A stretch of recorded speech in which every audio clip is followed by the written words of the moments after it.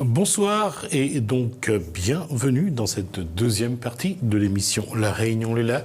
On va commencer par un reportage, on va parler du regard sur l'autre, notre regard à nous sur l'autre, parce qu'il est l'autre, parce qu'il est différent, qu'il soit trisomique, qu'il soit non-voyant, malvoyant, nombreux sont les bénévoles aujourd'hui qui travaillent avec ce public, qui font tout pour changer notre regard sur ces personnes qu'on trouve parfois différents. Le Lions Club international œuvre chaque jour en ce sens.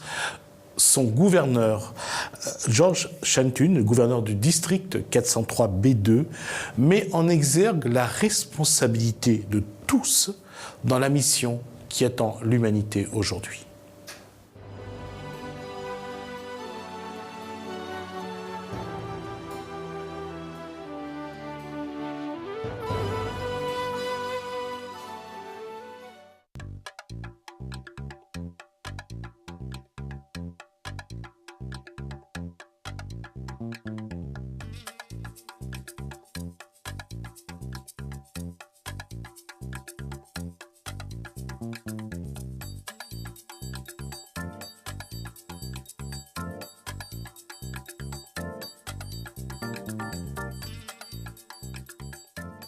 Notre responsabilité, encore une fois, d'aller encore plus loin dans le service à l'humanité. Vous savez qu'on a terminé le premier centenaire reconnu par la communauté mondiale en étant la première ONG, organisation non gouvernementale humanitaire du monde, sachant que les besoins humanitaires ont été quadruplés depuis 2010. Et ça, c'est pas moi qui le dis, c'est l'OMS. Nous avons une immense responsabilité dans ce deuxième centenaire, surtout dans ce début du deuxième centenaire. Et donc moi particulièrement qui suis le premier gouverneur de la première année du deuxième centenaire, nous avons cette responsabilité d'aller encore plus loin dans le service que nous pourrons rendre à la communauté. Nous avons l'ambition de servir, de tripler la capacité de service que nous apportons à la communauté, c'est-à-dire de 70 millions de personnes que nous servons tous les ans pour le premier centenaire, nous voulons servir jusqu'à 200 millions de personnes. Et nous avons mis en place justement tout ce qu'il faut, toute la structure, tous les hommes, toutes les conditions de façon à ce qu'on puisse relever de manière positive ce défi.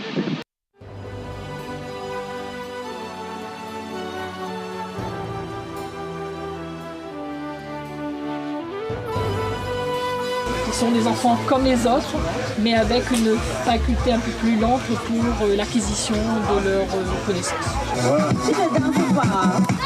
Comment je devrais danser? J'attends un appel de ma mère. Ah, laisse tout ça. Mon ami, je dis, tu ne vois pas les filles. On t'invite à un joker et toi, tu viens pour taper les styles. Je wonder sur toi, mon ami, il y a quoi? Si tu n'avais pas envie d'un joker, Mola, il fallait rester chez toi. Il y a une évolution, les changements du regard des autres. C'est vrai que c'est important. Depuis une vingtaine d'années, on travaille, on présente plein d'activités. Les parents, ils sont beaucoup plus ouverts. Là, on essaie de travailler la presse, on essaie de travailler également notre présence sur le terrain. Le regard du public change effectivement. Et ils sont en cours de préparation d'un spectacle qui se présentera l'année prochaine sur la différence.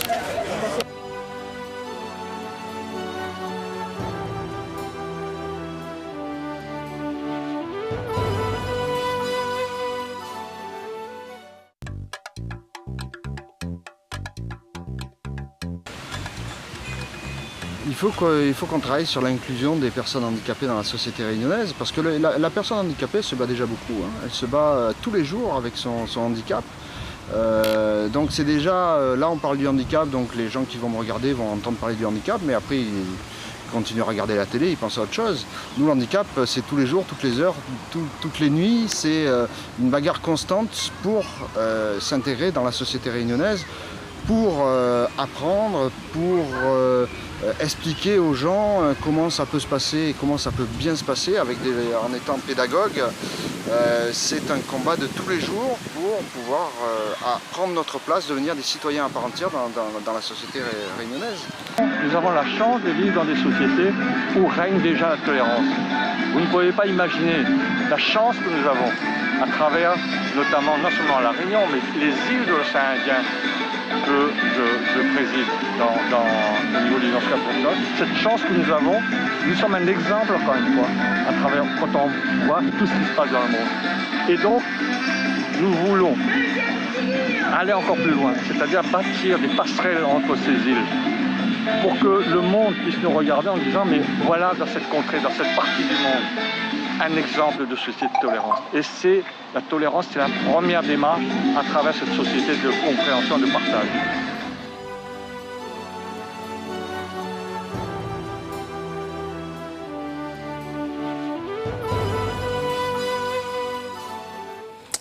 La responsabilité de chacun ou de chacune se poursuit.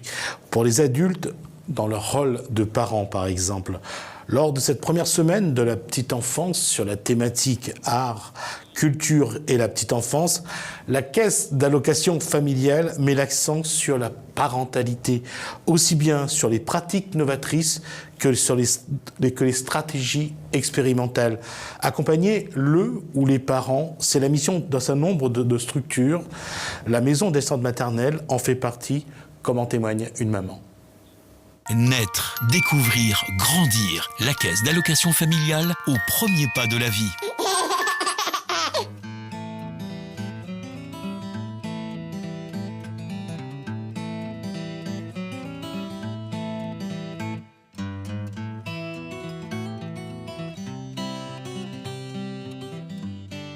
Comment on prend une décision pour emmener son enfant dans une structure de petite enfance ou de garderie?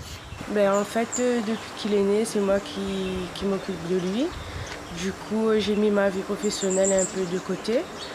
Et puis, pour son développement, je pense que c'est bien pour le préparer pour son entrée à l'école. Qu'est-ce qui vous a amené à vous dire qu'il faut le placer en structure pour l'aider à avancer?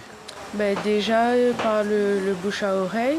Et puis, quand on voit les trucs mis en place pour les enfants ici, c'est intéressant. Nous-mêmes, parents, des fois, on n'est pas forcément formés à l'apprentissage avant l'école, tandis que les personnes qui travaillent en crèche, eux, elles sont formées pour ça.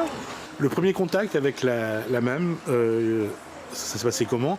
Et quels sont les éléments avancés par les responsables qui vous ont convaincu de déposer votre enfant ici? Le premier contact a été très positif parce qu'on visite les lieux, on voit que l'enfant est en sécurité, ce qui compte beaucoup. La cuisine, il y a une barrière de sécurité, donc on voit qu'il y a les lits, on voit que c'est comme à la maison, mais ils sont plus encadrés, on va dire, au niveau de l'apprentissage. Et on est rassurés en fait. Côté, je dirais, outils pédagogiques pour aider l'enfant, pour accompagner l'enfant, qu'est-ce que vous avez trouvé d'intéressant dans ce genre de structure? C'est déjà au début, ce qui est important aussi, c'est la propreté. Nous, à la maison, on travaille ça. Ici aussi, c'est la même chose. Après, on voit il y a beaucoup de jeux pédagogiques que je n'ai pas forcément à la maison. Et puis, il y a des mots forcément qu'il va apprendre. Il va apprendre le contact avec d'autres enfants. Et c'est ça qui est intéressant. Pour vous, maman, est-ce qu'il y a des craintes? Est-ce qu'il y a une appréhension? Est-ce que de confier son enfant à des inconnus quelque part, est-ce qu'il y a une crainte quelque part? Ou aujourd'hui, c'est la parentalité, c'est aussi se faire accompagner par ce genre de structure? C'est sûr qu'il y a toujours une petite appréhension, surtout quand on a l'habitude de s'occuper soi-même de son enfant. Mais après, je veux dire que c'est comme vous dites, la parentalité, c'est aussi savoir déléguer un petit peu. Et nous, ça nous permet en tant que maman d'avoir un petit peu de temps pour nous et comme pour moi, me relancer dans ma vie professionnelle et que lui aussi, il avance et que moi aussi, je puisse faire de manière à ce qu'il ait un meilleur avenir. Naître, découvrir, grandir. La caisse d'allocation familiale au premier pas de la vie. Parentalité, éducation, transmission du savoir. La transmission du savoir se fait tout au long de la vie, que ce soit à la maison, que ce soit dans une maison d'assistantes maternelles, des ludothèques ou à l'école. Se construire son identité se fait d'abord à partir de l'histoire de sa terre. À travers Festical et la légende de Grand-Mère Cal, la mairie de Saint-Paul participe pleinement à ce devoir de mémoire. Lino, Rassolo Nirina et Reynaldo Lassalle, deux humoristes de Lino Comédie, le groupe créé par Lino, qui participent donc à Festical ce week-end, se souviennent à quel point Grand-Mère Cal fait partie de leur enfance, mais aussi de l'imaginaire réunionnais.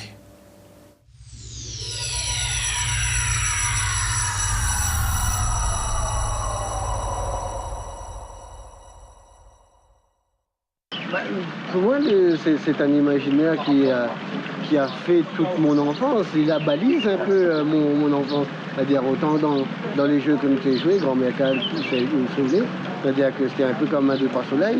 Et aussi, il était fait en sorte que nous avions un rythme de vie à la case où, par exemple, quand il était comme ça, ne sort pas à cette heure-ci, parce que Grand-Mère Cal, ça n'ira pas où. Ou sinon, pour faire attention, éloigne pas trop, même la journée, parce que Grand-Mère Cal peut pas où. Et c'était un moyen, en fait, de canaliser les enfants. Alors, tout à l'heure, la personne du service culturel était en train de dire comme ça qu'une famille de 17 enfants. Moi, nous, il y a une famille de 9 enfants. Hein. Donc, 9 enfants, là, comprenez comment se bouger. Si vous ne trouvez pas un moyen ludique de vous voir Gérazat, là, aujourd'hui, me dit ça parce qu'il a 38 ans. Mais à ce moment-là, quand 9 enfants, tu dis attention, Grand-Mère Cal et tout, etc. Là, allez pas là-bas. C'est-à-dire, quand vous avez trop l'esprit aventurier, où tu veux aller, par exemple, dans la forêt, tout, etc., alors que t'es pas permis, parce qu'on ne connaît pas que ça peut arriver, ben là, une bonne camarade ou bien une bonne frère et soeur te dit, allez pas là-bas, il paraît Grand-Mère Cal, allez là-bas, il ne s'attrape pas où et tout, etc.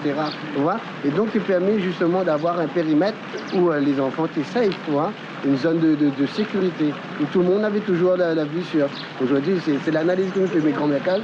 Pour moi, c'est de bons souvenirs, tu vois. C'est des jeux, c'est des histoires, c'est des retrouvailles, et c'est de la peur aussi, mais c'est pas une peur pour dire, oh, t'es bienveillante. Dans notre imaginaire à nous, c'était une personne qui nous faisait peur. Et c'est un peu un mythe réunionnais qui nous incitait à aller dormir le soir, à ne pas faire de bêtises, etc. Donc c'est un peu ça l'idée. Et aujourd'hui, c'est qui pour vous, Grand-Mère Cal? La Grand-Mère Cal, ça reste un personnage de légende à l'île de la Réunion, qui fait partie de notre patrimoine, qui n'est pas palpable, mais reste un patrimoine quand même. Donc c'est des histoires qui sont ancrées à notre île. En fait. La différence entre Grand-Mère Cal et Halloween, c'est que Halloween, pour moi en tout cas, c'est une fête qui a été importée de l'extérieur. Et Grand-Mère Cal, c'est né ici, c'est quelque chose d'endémique, on va dire, on va utiliser le terme, mais qui n'est pas approprié certes, mais voilà, c'est un peu un truc endémique, ça vient de la Réunion et c'est à nous. En fait, grâce au festival et aux différents sketchs qu'on va jouer, c'est vraiment dans ce festival d'essayer de mettre cet engouement autour de Grand-Mère Cal. Et nous, vraiment, on va être là pour faire notre spectacle, notre représentation, présenter les artistes, etc. Mais le fait qu'on parle de Grand-Mère Cal dans ce festival, ça va pousser tout le monde à s'intéresser à l'histoire, en fait. C'est ça l'idée. De notre imaginaire à nous, bon, je te cache pas trop que Grand-Mère Cal, c'est pas qu'on y pense tout le temps, mais quand on nous en parle, on y pense. Et aujourd'hui, si on est sensibilisé par rapport à ça, le fait de travailler sur le festival, ça nous donne l'envie de se renseigner par rapport à ça. Donc aujourd'hui, c'est de mettre ça en avant au mieux qu'on peut, en apprenant à connaître qui est Grand-Mère Cal, la vraie histoire, d'où ça vient, et vraiment se remplir de toutes ces informations-là.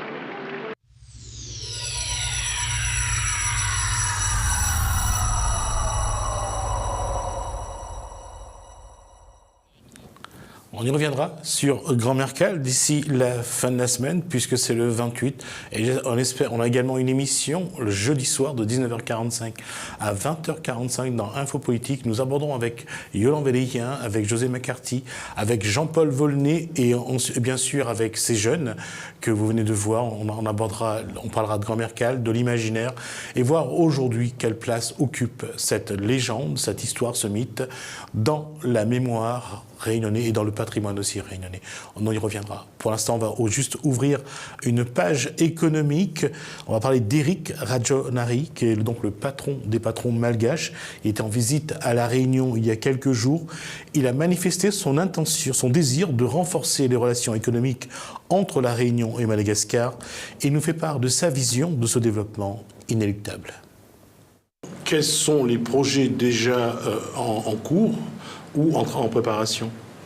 Alors, les projets en cours, parce que moi je suis à la tête d'une société qui s'appelle Guanomag, donc qui est la production et la commercialisation du bois de guano, de l'engrais de bleu, de fibre de chauve-souris. Pour moi personnellement, nous sommes déjà présents pratiquement depuis 6 ans sur La Réunion. Il y a également d'autres sociétés qui sont également présentes, comme Homo Pharma sur La Réunion.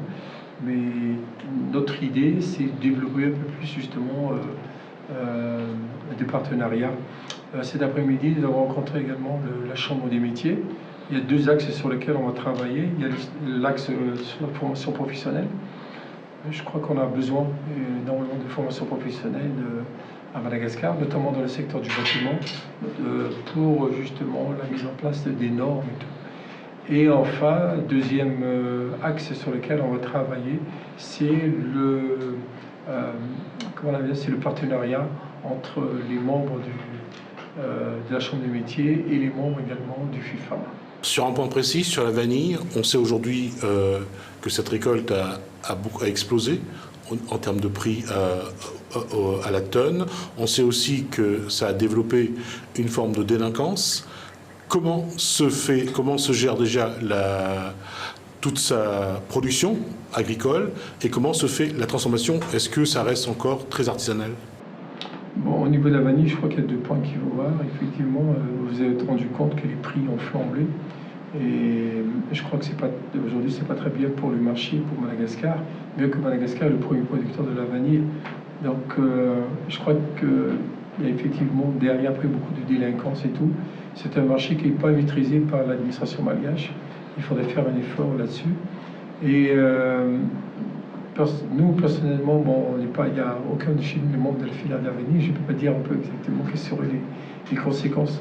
Mais il est important peut-être de verrouiller à peu près le marché de la vanille à Madagascar parce que vous avez le marché, le secteur formel, et vous avez les secteurs informels et malheureusement, vous avez énormément des producteurs de vanille qui sont dans le secteur informel. Pour revenir à ça, c'est un des problèmes sur lesquels nous on se bat, nous le patronat. C'est le secteur informel qui regroupe aujourd'hui 2 300 000 unités de production qui sont dans l'informel et qui crée une concurrence déloyale. Et vous avez également la délinquance économique.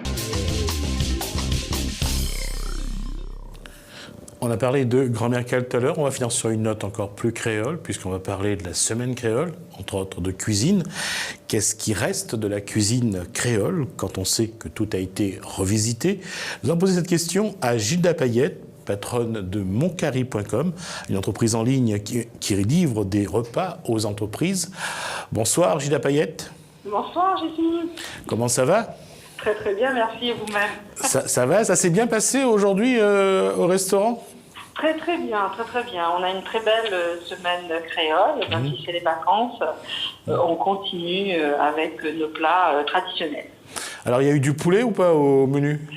Aujourd'hui, non, pas du poulet. On a eu un curry à la pâte cochon. Ah, c'est traditionnel. Alors, revisiter ou pas revisiter finalement le curry pâte cochon? Traditionnel. Un curry, la pâte cochon, comme on a toujours fait chez ma grand-mère, chez mes parents, donc traditionnel. Ça explique aussi quelque part le succès de cette entreprise, c'est-à-dire que le côté créole que les gens recherchent? Écoutez, c'est notre marque de fabrique, le côté créole et tradition, avec les produits frais, les produits évidemment donc locaux, et la marque fait maison, tout est fait maison. Quand on fait un curry poulet, comme on voit à l'image, comment on choisit le poulet? Est-ce que c'est un poulet fermier? Comment on veille pour faire un bon curry? Oui, c'est du poulet frais, donc du poulet fermier. Et on fait la différence au niveau de la chair, de la couleur quand on fait son curry et au niveau du goût. Faut le goûter. Alors justement, le temps, parce que le créole, et en plus ta maman, Gilda, il y a un des principes, c'est bien roussir la viande. C'est ça, bien frire le poulet avant de mettre les épices. Tout à fait. Est-ce que Gilda Payette prend le temps justement de bien roussir son poulet quand elle fait un carré? Ah oui, absolument. C'est primordial. Hein. Mon poulet doit être bien frit pour pouvoir avoir un curry assez goûteux. Moi, c'est ce que j'aime en tout cas. Et justement, quand on parle de la semaine créole, voilà, on vient de parler de la pâte cochon aujourd'hui. Là, à l'image, il y a le poulet qui est en train de frire. Qu'est-ce qui reste encore aujourd'hui pour Gilda Payette de la cuisine créole? Est-ce que c'est encore la cuisine d'avant ou est-ce qu'on a évolué avec le temps comme c'est possible? On peut allier tradition et modernité. Hein. C'est pas incompatible. Hein. C'est évidemment, on part de la tradition, des recettes d'antan. Donc, et ensuite, on a, ce qu'on appelle le coup de fourchette, c'est chacun a sa façon de faire. Enfin, du moins, le coup de main, pardon, pas le coup de fourchette. Le coup de fourchette, c'est avoir plutôt bon appétit. Le coup de main, c'est vraiment en fonction de chacun. Mais après, on part d'une recette traditionnelle, évidemment. Il y a une chose qui a changé, c'est qu'il n'y a plus autant de sauce, il n'y a plus autant d'huile. On essaye de faire en sorte que le curry soit le moins gras possible. Tout à fait. Ça reste quand même, on parle d'hygiène alimentaire, je pense que ça fait partie aussi de la nouvelle manière donc, de consommer. Et on peut manger très sain et très bon. Et justement, est-ce que en changeant cette façon de faire, est-ce que le curry poulet créole perd pas un petit peu de son authenticité finalement? Absolument pas. Non, je pense pas. Hein. Je veux dire, l'authenticité reste au niveau du goût, reste au niveau de la manière donc de cuisiner, bien frire, les épices qu'on y met. Et non, je pense pas que mettre un peu plus ou un peu moins d'huile fait perdre de son authenticité. Et une chose aussi qui est vraie, on le voit, le Réunionnais mange un peu moins de riz depuis quelques années déjà. Mm-hmm. Il y a un peu plus de curry également sur le plat. Oh, c'est très partagé. Hein. Donc les currys, on reste quand même fidèle à nos currys, hein, quelles que soient les envies, même si effectivement on veut faire un petit peu attention avec un peu moins de riz, mais bon, on reste assez friand de nos traditions. Et j'allais dire un petit peu dans cette discussion entre ceux qui aiment avoir des tomates ou pas dans le curry poulet, c'est quelque chose qui change beaucoup le curry poulet? Nous on en met, hein. Il faut en mettre, donc je pense qu'il faut en mettre un petit peu quand même. Sinon ça change totalement le curry? Oui, un curry ne se fait pas sans ses épices. C'est-à-dire les oignons et les tomates. Et qu'est-ce qui fait qu'aujourd'hui, il y a ceux qui préfèrent sans tomates? Quelle est la différence dans le goût finalement entre avec ou sans tomates? On fait sans tomate, c'est faire frire. Hein. Si on met une tomate, là c'est la base du curry. D'accord. Alors aujourd'hui, dans cette semaine créole, quels vont être les autres plats que moncurry.com va proposer jusqu'à la fin de la semaine? Curry canard avec maïs, par exemple, demain au menu. Et puis les légumes montants, hein, pommes en l'air, songe, cambar, voilà, pas mal de choses comme ça. Alors, on a dit curry canard avec timaï. Le songe, ça sera avec quoi? On peut faire un gratin de songe, hein, ou une daube. D'accord. Gratin de songe, c'est délicieux. Et cambar, ça sera avec? Cambar, c'est en daube. C'est servi en accompagnement. Tout simplement. D'accord. En tout cas, les Réunionnais savent au moins ceux qui auront la chance d'avoir manger chez moncurry.com, savoir un petit peu comment ils vont manger jusqu'à la fin de la semaine, dans cette semaine créole. Dès la question, Gilda Payette, oui. Ça représente quoi la semaine créole pour une entreprise comme moncurry.com? Écoutez, pour une entreprise comme moncurry.com qui prône la tradition, la semaine créole est assez importante. C'est encore plus de tradition au menu. si on en met déjà pas mal, on en met encore un peu plus, des choses que les gens ont plus l'habitude de cuisiner ou qu'on trouve très très peu. Moncarry.com s'organise pour pouvoir leur proposer ça au menu. D'accord, merci Gilda Payette. Merci Jesmy. À la semaine prochaine sur ce plateau, j'espère. Et bonne soirée et puis bon appétit. Bon appétit, au revoir. Merci, bon appétit. Merci, au revoir. Bon appétit à vous également. Bon appétit également à la régie. Merci à la régie. Merci à vous de nous suivre. On vous souhaite un bon début de soirée sur Télé Créole. J'espère que ce curry de poulet avec tomate vous a mis un appétit. En tout cas, bon appétit à vous. Bon début de soirée sur Télé Créole. Je vous dis à demain. Bonsoir.